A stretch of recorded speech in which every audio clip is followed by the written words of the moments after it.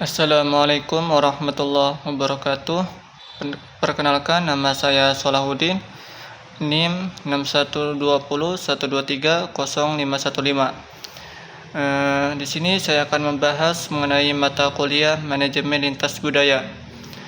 Manajemen Lintas Budaya, budaya organisasi, dan mengapa kita sebagai mahasiswa manajemen perlu mempelajarinya.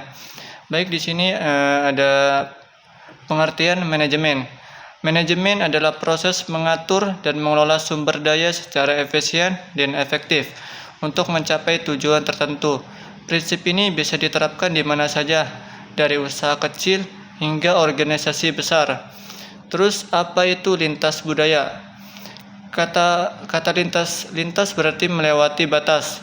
Dalam manajemen lintas budaya ini berarti kita harus mampu berinteraksi dengan individu dari latar belakang budaya yang berbeda. Jadi, manajemen lintas budaya adalah tentang memahami dan menghargai perbedaan dalam dunia yang semakin global. Terus, pengertian budaya. Budaya sendiri adalah kepercayaan, norma, dan perilaku yang diwariskan dalam suatu kelompok.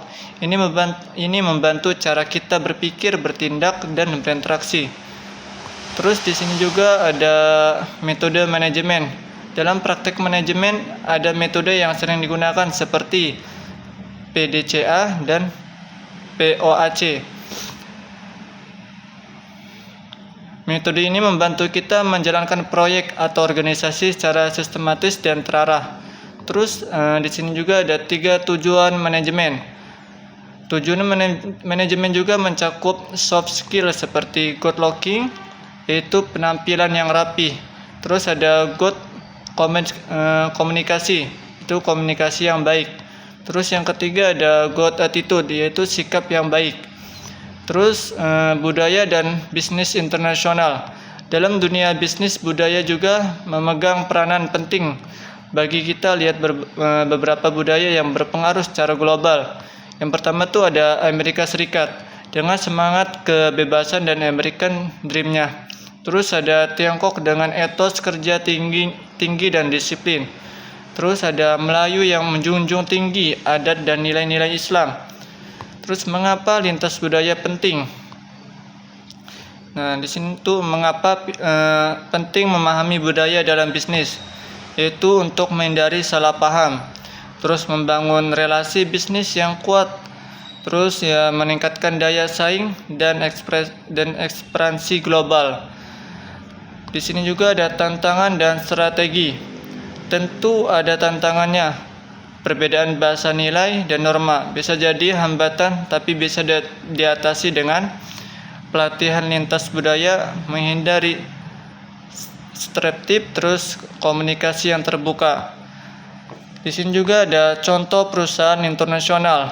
Perusahaan seperti Nestle, terus Coca-Cola dan Google sudah membuktikan bahwa adaptasi budaya lokal adalah kunci kesuksesan global. Terus di sini juga ada budaya organisasi. Budaya organisasi adalah sistem nilai bersama yang membentuk perilaku anggota organisasi. Ron Bitz menyebut ini sebagai identitas organisasi. Nah, terus refleksi mahasiswa. Saya pribadi sebagai mahasiswa manajemen awalnya bingung apa hubungannya budaya dengan manajemen. Bukan manajemen itu soal angka dan strategi. Nah, tapi saat bekerja dalam kelompok kampus saya baru paham setiap orang membawa nilai budaya masing-masing. Tanpa pemahaman budaya, kerjasama bisa gagal.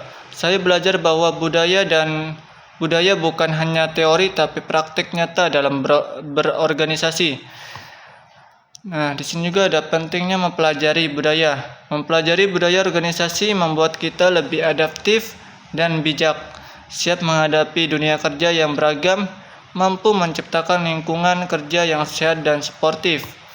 Jadi, sebagai mahasiswa manajemen, memahami budaya dan mengelola perbedaan adalah bekal penting, karena mengelola bisnis tidak hanya tentang strategi, tapi juga tentang mengelola manusia. Mungkin itu aja yang bisa saya sampaikan. Kurang lebihnya mohon maaf. Wassalamualaikum warahmatullahi wabarakatuh.